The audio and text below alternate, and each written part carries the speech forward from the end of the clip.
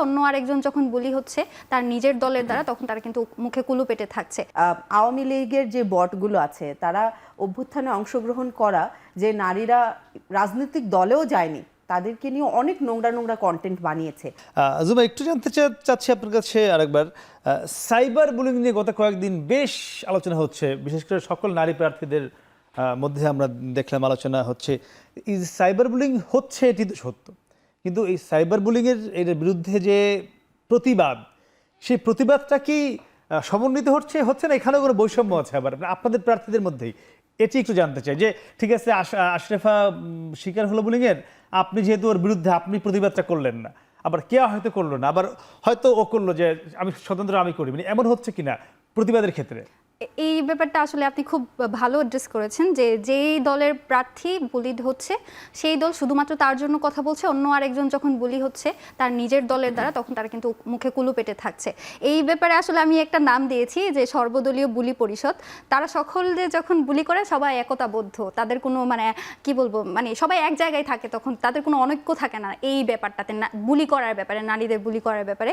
কিন্তু যখন হচ্ছে প্রতিবাদের জায়গাটা, সেখানে শুধু যে যার যার দলকে বা যে যার যার নারীদেরকে ওন করে।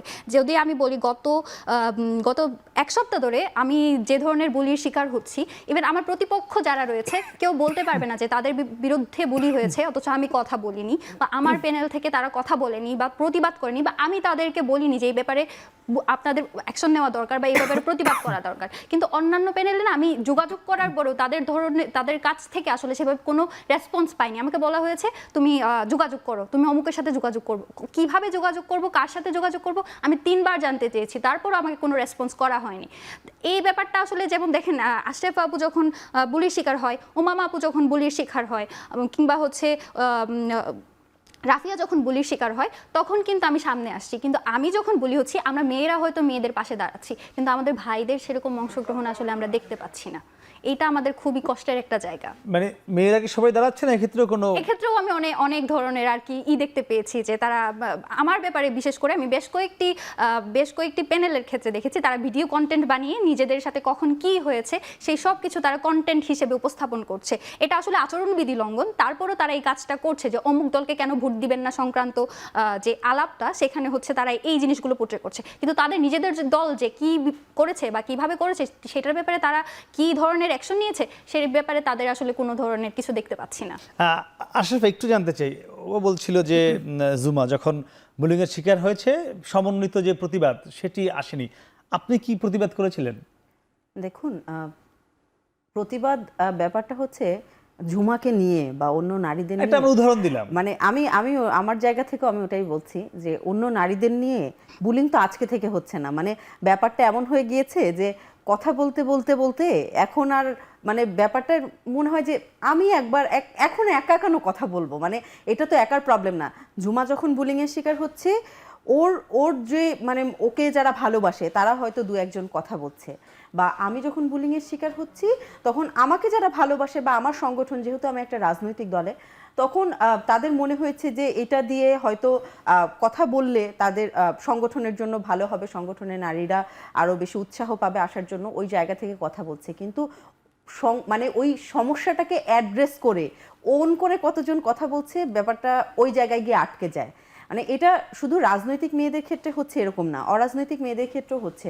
জুলাই পরবর্তী সময় বিশেষ করে আওয়ামী লীগের যে বটগুলো আছে তারা অভ্যুত্থানে অংশগ্রহণ করা যে নারীরা রাজনৈতিক দলেও যায়নি তাদেরকে নিয়ে অনেক নোংরা নোংরা কন্টেন্ট বানিয়েছে।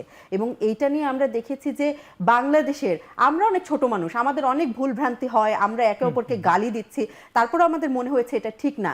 কিন্তু যারা এতদিন পর্যন্ত বিগত 16 বছর যারা নিজেদেরকে নারীবাদী দাবি করেছেন, যারা বিভিন্ন ইস্যুতে নারীদেরকে হেনস্থা করেছেন, রাজনৈতিক দলের হয়ে হেনস্থা করেছেন, তারা কিন্তু কোনো কথা বলেন নাই। ইভেন আমি অনেক জায়গায় দেখেছি যে আওয়ামী লেসপেন্সার যারা ছিলেন, যারা নারীবাদী দাবি করেন নিজেদেরকে, অভিনয় শিল্পী থেকে শুরু করে মানে সংবাদকর্মী পর্যন্ত, তারা কিন্তু এই নারীদের যে হেনস্থা করা হচ্ছে এটাকে উদযাপন করছেন। তো এই জিনিসগুলো যখন নিউট্রাল জায়গা থেকে কেউ একজন দেখে, কেউ যখন ওই অভিনেতাকে বা ওই যে অ্যাক্টিভিস্ট আছে তাকে যখন ওই রাজনৈতিক জায়গা থেকে না দেখে যখন একটা সরল মনে দেখে, তখন তার মনে হতে পারে যে যেই নারীকে নিয়ে কথা বলছে সেই নারীর মনে হয় চরিত্রে আসলেই সমস্যা। না, কিন্তু সেই প্রভাবটা আমাদের ডাকসু নির্বাচনে আমাদের আমরা দেখছি ডাকসু কিনা? নির্বাচনে অবশ্যই আপনি আপনারা সেই দেখেন- আচরণগুলো করছেন কিনা দেখেন প্রার্থীরা? ঝুমার মেবি কয়েকদিন আগেই ও যখন শিবির সমর্থিত প্যানেলে ও নির্বাচন করছে, ওর একটা নাচের ভিডিও সামনে আসে। তো ওই ভিডিওটা দেখুন, সংস্কৃতি চর্চা যে কেউ করতে পারে। ও নিজে ও তো ছাত্র শিবিরের না, মানে ছাত্র শিবিরের তো নারী নাই, ওদের সমর্থিত প্যানেলে আছে। প্যানেলে আছে।